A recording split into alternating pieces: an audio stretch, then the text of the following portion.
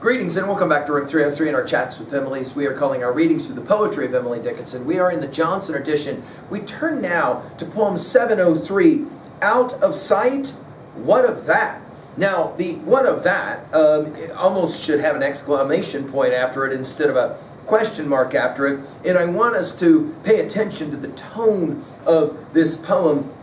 Another poem about aspiration. Another poem about where one hopes to go. Now, this poem was first published in the Saturday Review of Literature, 9 March 1929. Our assumptions are that you've been following our stuff at LearnStrong.net. Down that left-hand side, Chats with Emily's our playlist. I'm hopeful that you've worked through our set of introductory comments, as well as the preceding 702 poems. We just finished with 702, a first view coming. Now, if you have done that study with us, this poem will have echoes from earlier poems, and we're going to see more of this as we go. In fact, we'll be referencing one here in a moment. Again, it is a poem about the calling. It is a poem about goals. It is a poem about what one aspires to. But I want you to pay attention to the very Promethean, dare we say it, defiant tone of this. I mean, you already heard it in that first line. Out of sight, what of that? Let's enjoy the poem. Out of sight, what of that? See the bird reach it, curve by curve, sweep by sweep, round the steep air. Danger, what is that to her? Better 'tis to fail there than debate here. Blue is blue the world through, amber, amber, dew, dew. Seek, friend, and see. Heaven is shy of earth, that's all. Bashful heaven, thy lovers small hide too from thee. Now, I think the point of this poem is that one must aspire. Now, so many folks read these poems of Emily's like this as Emily is in some ways kind of coaching herself to be a writer who aspires, even though she will not publish. We'll get to 709 here in a bit, and her comments about the auction of the mind. Notice the idea of goals that are out of sight. What of that? And then she goes immediately to the birds. Now, of course, Emily love of birds. We've seen it in so many poems.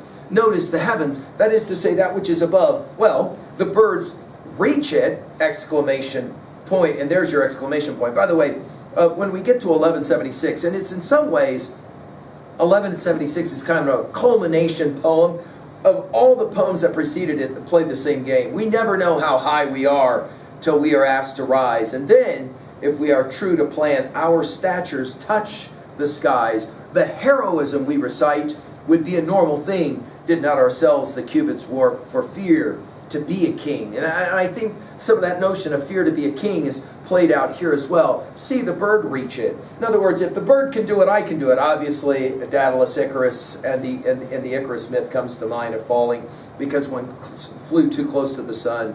Notice the repetitions, curve by curve, sweep by sweep. She's almost capturing the flight of the bird.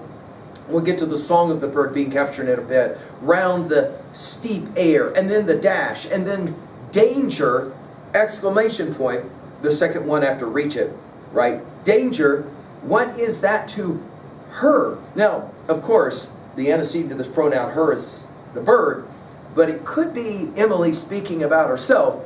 What is that to her? And then she'll say it. And this is classic Emily line. It is a line that I think speaks directly to Emily's poetic project, and by extension to all of us who aspire to be artists of some kind or another. Notice, just say it, better 'tis to fail, dash, there, dash, than debate, dash, here, dash.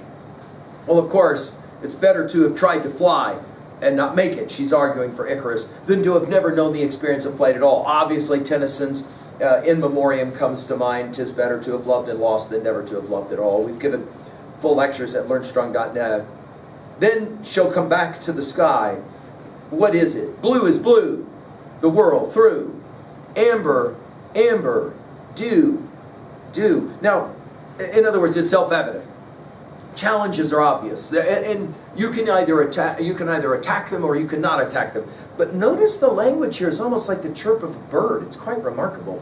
Blue is blue the world through. Amber, amber, dew, dew. And then she'll say it. And one more reason that we called our series Chats with Emily is this next line. Seek, dash, friend, dash, and see. Notice the irony, the Platonic irony that we begin with this question or this comment of out of sight, and then here she says, attempt, see. Heaven is shy of earth. In other words, separated, right? That's all. That's all. Will take us back to 155. You guys will maybe remember when we did this poem, and that's all was the language of 155. It went like this: the murmur of a bee, a witchcraft yieldeth me. If any ask me why, 'twere easier to die than tell. The red upon the hill taketh away my will. If anybody sneer, take care, for God is here. That's all. The breaking of the day addeth to my degree. If any ask me how, artist who drew me so must tell. That's all. Notice bashful heaven. We're back to the idea of shyness. Bashful heaven, thy lovers small hide too from thee. Again, small used in 77 of Emily's poems. In other words, you never know, and this I think is the point, the message of 2a, right? You never know what you can aspire to until you try to actually fly. One scholar has pointed out this poem suggests that heaven and earth are actually a continuum, not two completely different places, and we move from earth to heaven and heaven to earth along a continuum of what? How much we aspire, how much we try to accomplish. At 2b, we'll note the rhetorical questions of this poem and the ways in which right away, out of sight, question mark, what of that? Question mark. And then notice, what is that to her? Question mark. These three rhetorical questions, almost speaking directly to the reader.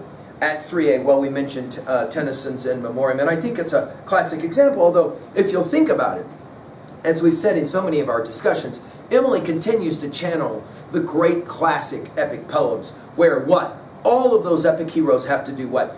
Overcome through challenges, no doubt, right? To try and figure out exactly how one is going to, what is it we learn in our study of Dante's The Divine Commedia. It's not that you go to hell, but rather what? Through hell. And of course, along the way, you get so tired, like in Canto 24 of Inferno, that you just want to sit down and do nothing, and Virgil has to say, up on your feet, this is no time to tire. You'll remember, the man who lies asleep will never wake in fame, and his desire drift past him like ripples on a stream. There is a, what does he say? A longer ladder yet to climb. I think Emily playing a similar game. We've given full lectures on Dante at learnstrong.net if you're interested. Finally, at 3b, do you agree that it's better to try to fly and fail than it is to sit on the ground and to simply debate it all the time?